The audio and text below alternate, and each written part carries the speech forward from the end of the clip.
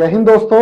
आज हम बात कर रहे हैं जनवरी 2023 में। आज हम स्टैंड कर रहे हैं। मेरे पास कुछ दोस्तों की क्वेरीज आ रही है, सर हम पुराने सालों की आईटीआर्स भरना चाहते हैं तो हमारी क्या लेट फीस लगेगी, क्या क्या लगेगा। तो देखिए दोस्तों, अपडेटेड रिटर्न करके गवर्नमेंट एक नया कॉन्सेप्ट लाई थी बजट 2022 में। उसमें क्या लिखा था जी, अगर आप पिछले सालों की रिटर्न भरनी भूल भी गए हो और किसी कारणवश आपको अपनी इनकम बढ़ानी है, आप रिटर्न भर चुके हो लेकिन अगर आपको इनकम बढ़ानी है,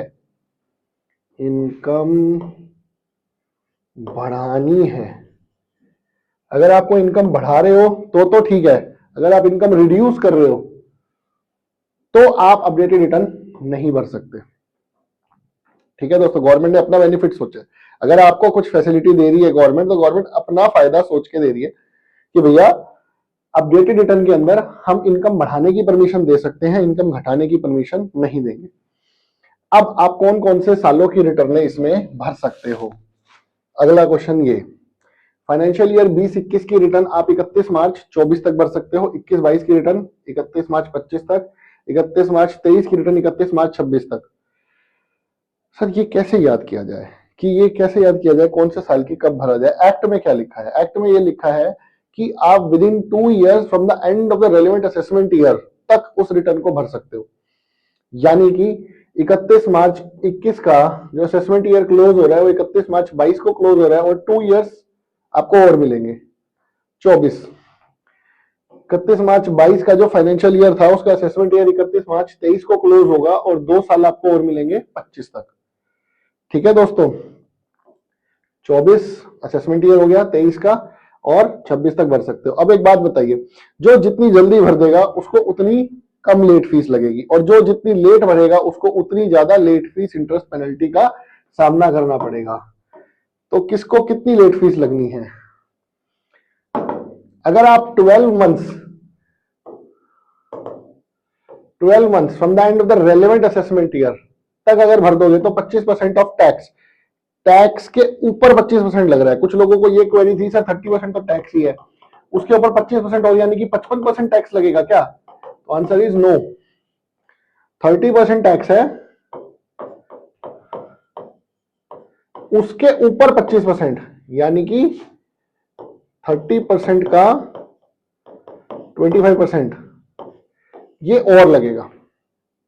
ठीक है दोस्तों, जितना भी आपका टैक्स बनता है, मान लीजिए 1 लाख रुपए का आपका टैक्स बना तो उसका 25% 25,000 रुपए और, तो 1,25,000 आपका टैक्स बनेगा। इसके ऊपर इंटरेस्ट लगेगी, पेनल्टी, लेट फीस जो भी लगेगी आपकी, लेट फाइलिंग फीस वगैरह, जो 5,000 रुपए की लेट फीस लगती है आपकी आईटीआर फाइल करने की, वो लगेगी। 24 मंथ्स के अंदर भरते हो तो 50%, ये जो पेनल्टी है ये 25 की वजह हो जाएगी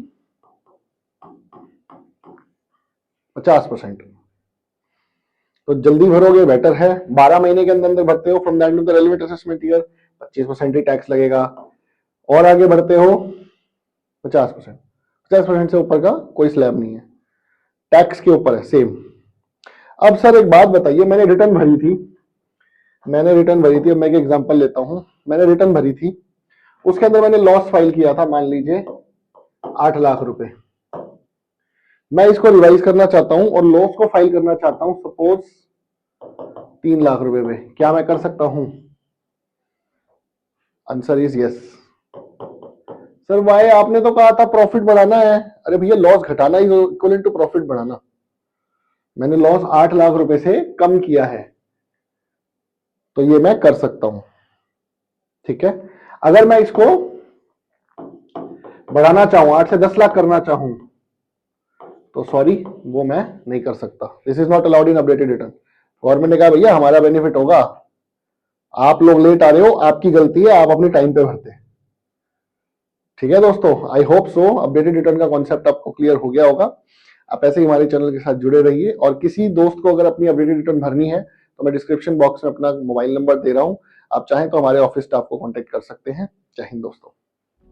Learn something from everyone you meet in your life, whether they are your juniors or seniors, because nobody knows everything, but everybody knows something. And education and hospitalization should never be commercialized. Jai Hind.